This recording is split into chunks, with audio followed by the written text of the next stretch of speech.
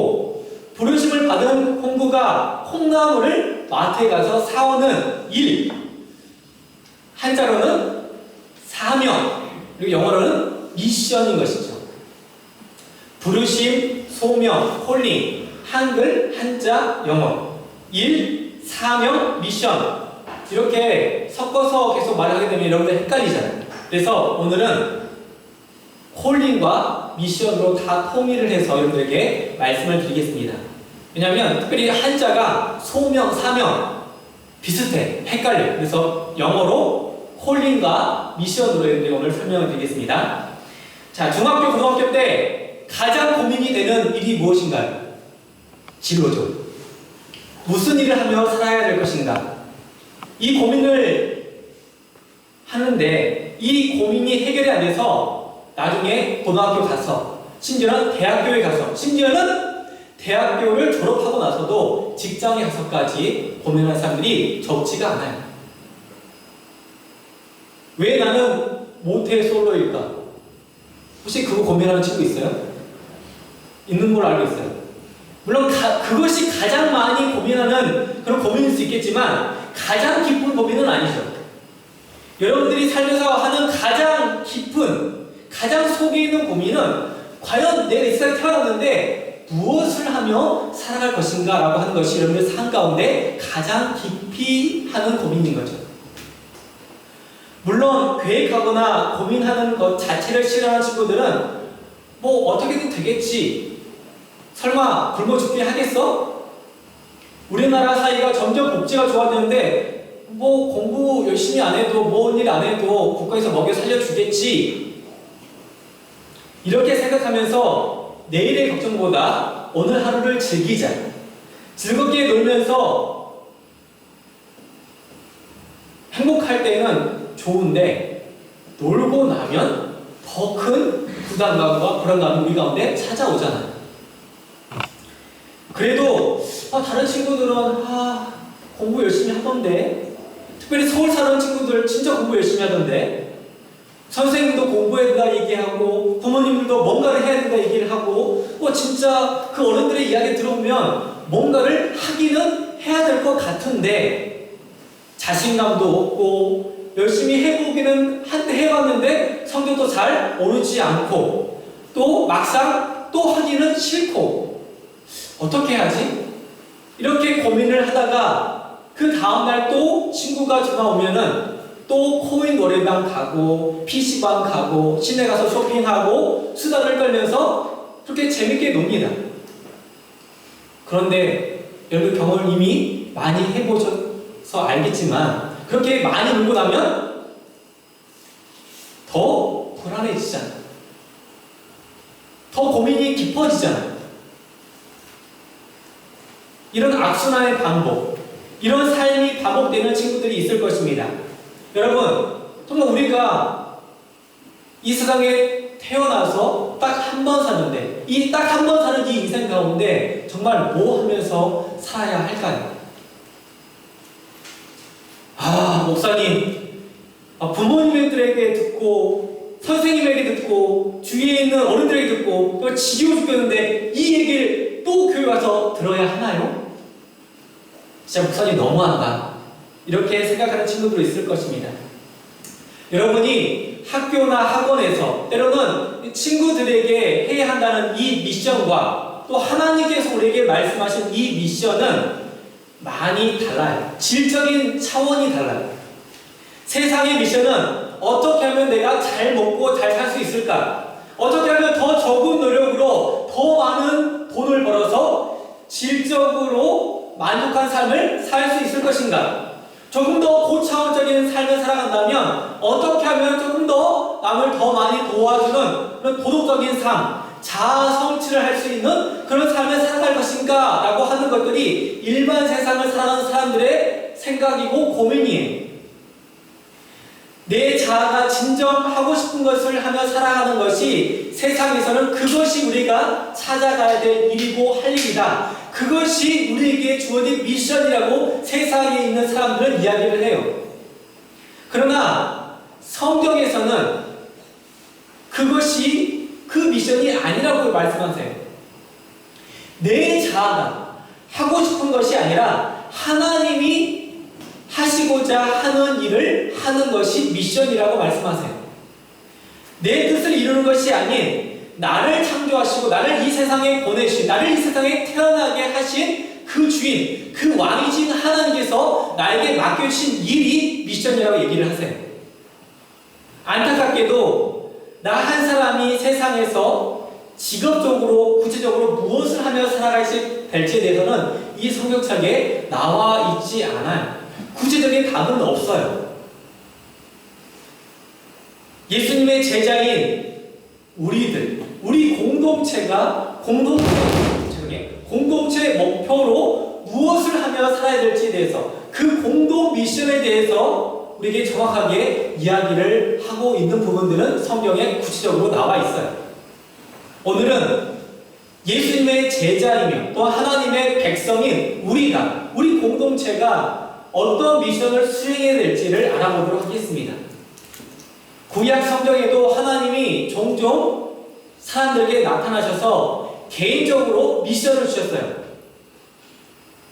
하나님께서 노아에게 나타나셔서 노아에게 어떤 미션을 주셨죠? 온 인류를 구원할, 하나님을 믿고 따라서 배에 같이 탑승해서 그들의 생명을 구원하게 될 아주 큰 배를 만들어라. 아브라함을 콜링하여 주신 미션은 네가 복의 근원이 되어라. 모세를 콜링하신 다음에, 모세를 부르신 다음에 주신 미션은 430년 동안 노예로 살았던 이스라엘 백성들을 출애굽해서 가나안 땅으로 올려보내라.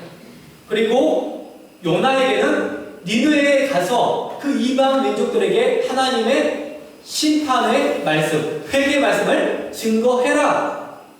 이렇게 주로 개인에게 나타나셔서 개인적인 미션을 주셨어요. 오늘 본문은 공동체적인 미션, 전 지구적인 미션이에요.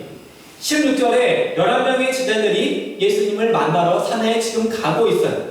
17절을 보면은 거기서 예수님을 봤지만 어떤 사람들은 자기들이 지금 산에서 만나고 있는 그 예수님이 진짜 살아있는 예수님이 맞는지를 지금 의심하고 있는 사람들이 있었다라고 얘기를 하고 있어요. 왜 그 사람들이 예수님을 직접 보고도 예수님이 진짜인지 의심을 했을까요? 그것은 예수님을 그 산에서 만나기 불과 며칠 전에 많은 사람들이 보는 앞에서 예수님이 십자가에서 달려서 죽으셨거든요.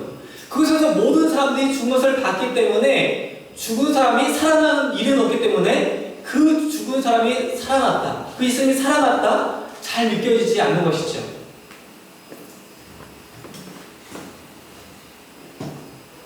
열한 제자에게 예수님이 나타나 보여주셨고 도마가 의심했을 때 도마를 포함한 11제자가 다시 모였을 때 그때 예수님이 다시 나타나서 그에게 보여주셨어요. 어떤 학자들은 예수님이 11명에게 이미 3번 이상 직접 나타나 주셨는데 아직도 의심을 하는 것 보니 그 사람들은 정말 믿음이 없었던 사람이었다라고 평가를 하는 학자들도 있어요. 또 어떤 불의 학자들은 예수님이 3번 이상 나타나셔서 그들에게 이미 확신을 주셨기 때문에 의심하는 사람들은 그 11명의 제자들이 아니라 다른 제자들이었을 것이다 라고 추측하는 학자들도 있어요. 11명이냐 아니면 11명이 아닌 그 다른 제자들이냐, 목사님 그게 그렇게 중요한 건가요? 이렇게 생각을 할 수 있겠지만 중요해요. 왜냐하면 11명에게만 주신, 그들만에게 주신 특수한 미션이라면 우리에게 해당이 돼요? 안 돼요? 안 되잖아요.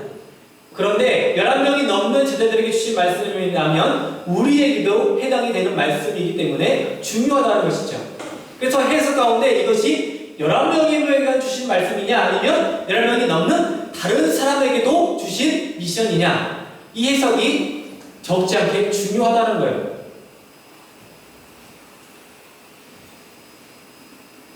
11명이 한 산으로 갔고 나머지들도 따로 그 산으로 올라갔다면 11명을 제외한 나머지 사람들도 그곳에 있었다라고 하는 해석이 그렇게 불가능하지는 않아요. 그리고 또 다른 해석, 11명에게만 주셨다라고 하는 이 해석을 그대로 해석을 해도 상관이 없어요. 왜냐하면 이 11명의 제자는 그 뒤로 믿는 예수 그리스도를 믿는 모든 사람들을 대표하는 사람들의 대표이기 때문에 그 해석도 그렇게 상관이 없어요. 그래서 11명의 제자들에게 주신 미션이지만 그 11명의 제자들이 우리 모든 믿는 자들의 대표가 되기 때문에 우리에게도 주셨던 말씀이라고 우리가 그렇게 생각을 하면 될 것 같습니다. 자, 예수님께서 제자들에게 말씀을 하세요. 그것이 11명의 제자이든 아니면 11명이 넘는 제자들은 상관없습니다. 그 모든 그곳에 모였던 사람들은 우리에게 주신 미션과 동일하기 때문에 자, 예수님께서 제자들에게 말씀을 하십니다.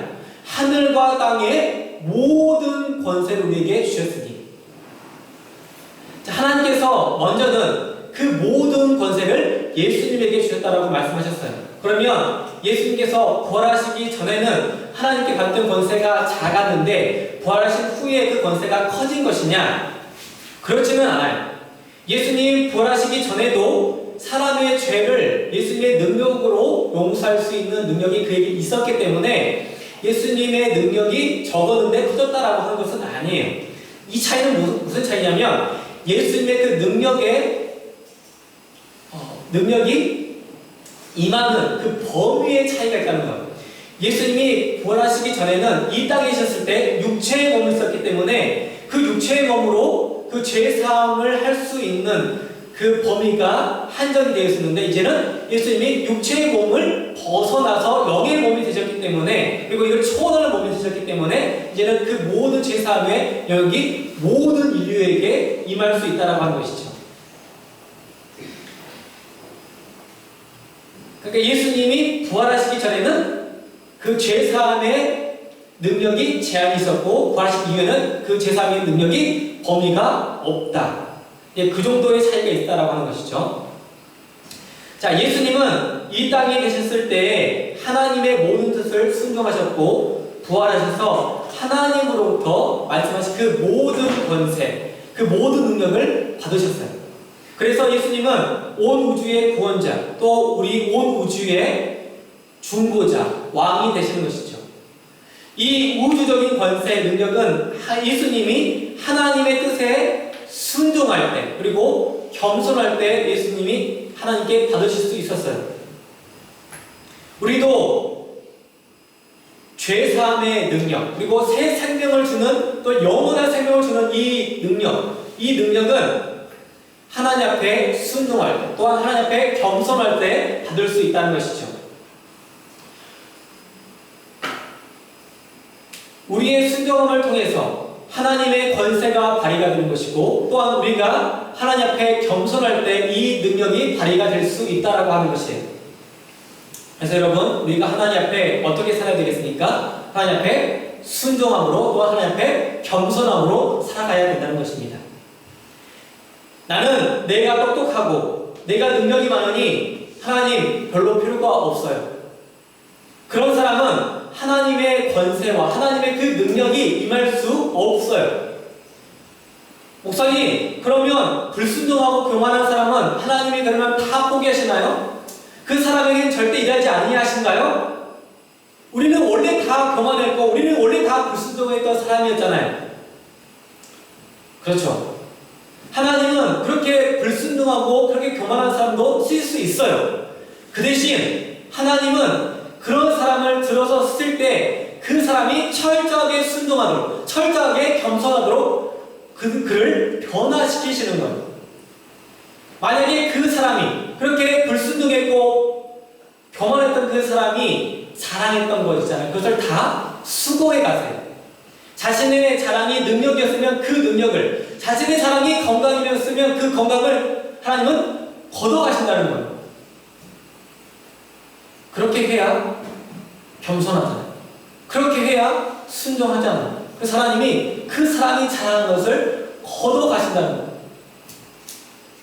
아니면 그 능력을 그대로 가지고 있다고 할지라도 그 능력으로 자신이 아무것도 할 수 없다는 것을 경험하게 하시는 거예요.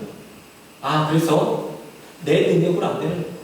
내 지혜로 안 되는 거구나. 하나님이 하셔야 할 수 있겠구나라는 것을 그 입으로, 그 행동으로 고백하게 하시는 거예요.